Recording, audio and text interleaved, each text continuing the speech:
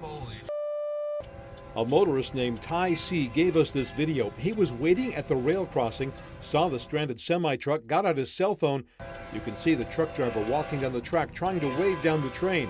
But as you're about to see, that train kept on coming. The trailer of the semi exploded, sending its cargo of trail mix flying. On the other side of the tracks on Highway 99, Robert Thiessen was taking video of the unusual trainload of military equipment when he saw what was about to happen and panicked. We're gonna die! Stop! Oh my God! As you heard, he feared the worst. He's out. He's the driver. You know, is the truck going to fly into traffic in front of us? Is the train going to derail? Is there going to be an explosion? We didn't know and the truck was right in front of us. I mean, maybe another 5 or 10 seconds, we would have been in this truck lane and we would have been destroyed. We would have been killed in this. The tractor of the semi rolled onto Highway 99. Truck driver Ken McIntyre said he was lucky to avoid it. And that was a pretty close call for me too, so I'm very, very thankful. Pieces of the demolished trailer were stuck to the front of the train, and boxes full of bagged trail mix were ripped open everywhere. The train was gone within a couple of hours, but the impact it left is unforgettable.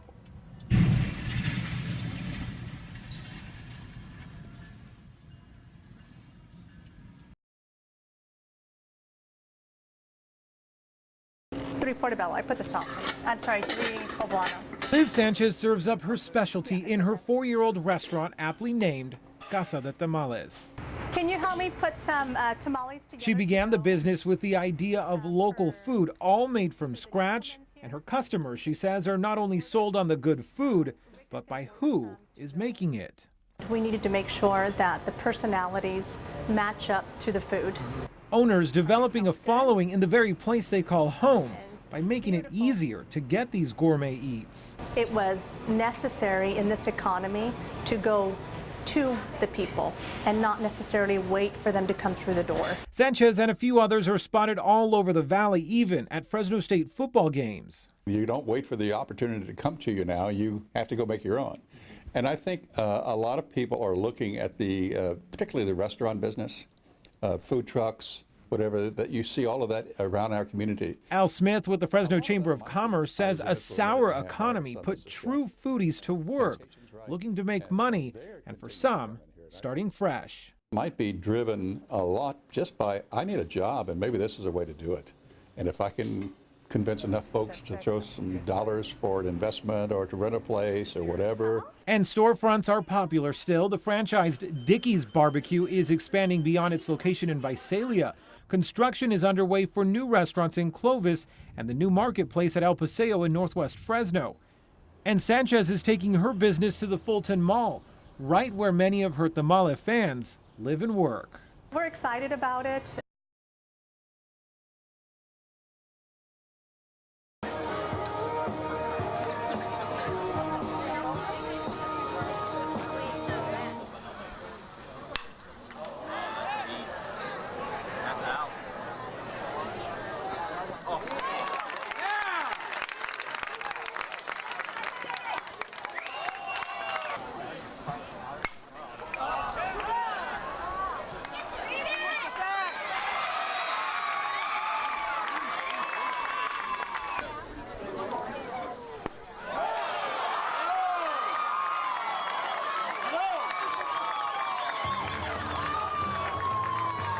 For the Giants in the 5th, no runs, 1 hit, no errors, 1 left.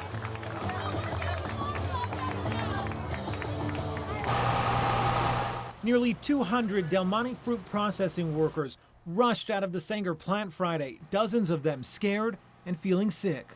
We've got a report of a strange odor of an irritant in the air at Del Monte. Sanger Fire Chief Greg Tarasco says 40 people were treated at the scene. Many of them we saw given oxygen. A dozen others taken to various hospitals to be examined by a doctor.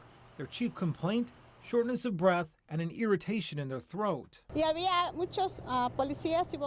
Maria Santana lives nearby. She used to work at the plant and knows many people inside. When people began feeling the symptoms, she rushed over to see if her friends were okay. Firefighters say the cause of the illnesses is still unclear. We had crews enter the building under hazmat protection to try to determine the source of the irritant. We isolated the area to a break area that's inside the main processing area. After hours of being treated and monitored out in the heat, first responders and plant managers decided to just send the employees home. Some people were becoming overcome by the heat, only because they work in an environment that's typically cold during the day, so they're dressed for that. And so being out here in the heat, they started to get some injuries of heat illnesses as well. Firefighters took employees in groups into the plant to get their belongings. Workers not allowed to comment on their frightening experience.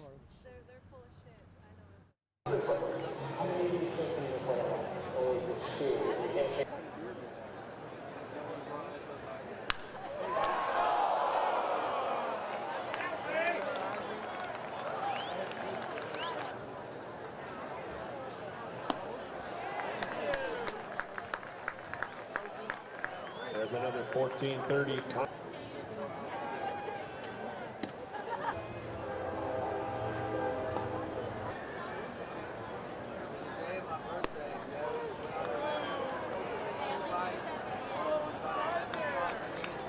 Hey guys, I don't know if you guys noticed, but there's been a lot of foul balls tonight. So all right, now what we have to do, we're gonna have our ladies over here tie up some balloons, and they gotta run down to their men. Come this way, just a little bit more.